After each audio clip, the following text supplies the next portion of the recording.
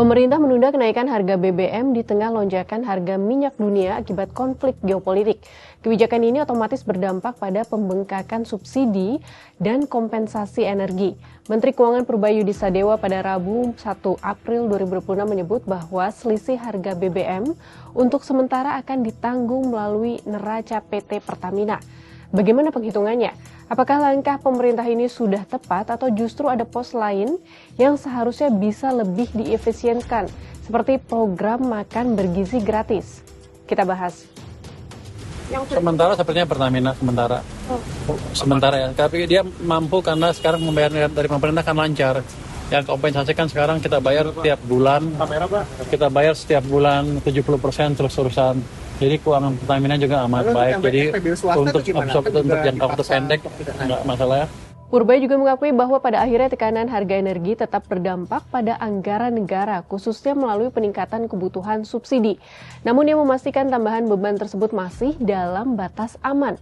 Tambahan anggaran berkisar 90 triliun rupiah hingga 100 triliun rupiah disiapkan untuk subsidi energi. Ini terutama untuk BBM jenis solar dan LPG 3 kg. Pada 2026, pemerintah telah mengalokasikan anggaran subsidi energi senilai 210,1 triliun rupiah atau 65,87% dari total subsidi dalam APBN 2026 senilai 318,9 triliun rupiah. Di tengah berbagai tekanan global, Purbaya juga menegaskan kondisi fiskal tetap kuat dengan dukungan bantalan anggaran berupa saldo anggaran lebih atau SAL yang mencapai 420 triliun rupiah.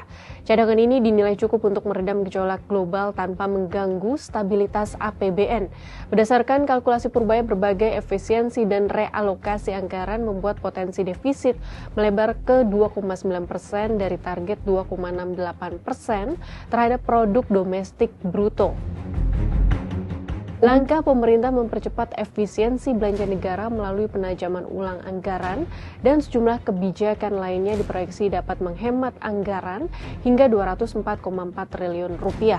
Adapun optimalisasi program MBG juga dilakukan melalui penyesuaian skema distribusi menjadi 5 hari dalam sepekan dengan mempertimbangkan kebutuhan setiap wilayah. Langkah ini diproyeksikan memberikan potensi penghematan anggaran hingga 20 triliun rupiah.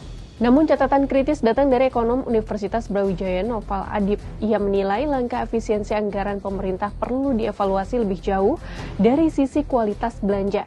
Menurut dia, efisiensi pada program MBG yang hanya sekitar 20 triliun rupiah masih terlalu kecil dibandingkan total anggaran program yang mencapai 335 triliun rupiah.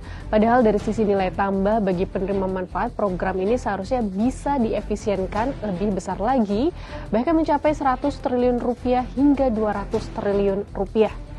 Noval menjelaskan jika dianalisis menggunakan pendekatan activity based management, program MBG cenderung masuk dalam kategori aktivitas yang tidak memberikan nilai tambah atau non-value added activity. Ciri utama aktivitas yang tidak bernilai tambah adalah ketika dihentikan tidak menimbulkan dampak berarti. Menurut Noval, kalau program seperti MBG dihentikan tidak akan menimbulkan gejolak berarti. Berbeda dengan belanja yang benar-benar krusial. Karena itu ruang efisiensi pada program ini seharusnya masih sangat besar. Sahabat Kompas, apakah langkah pemerintah membiarkan pembengkakan subsidi energi untuk sementara ditanggung melalui neraca Pertamina sudah tepat?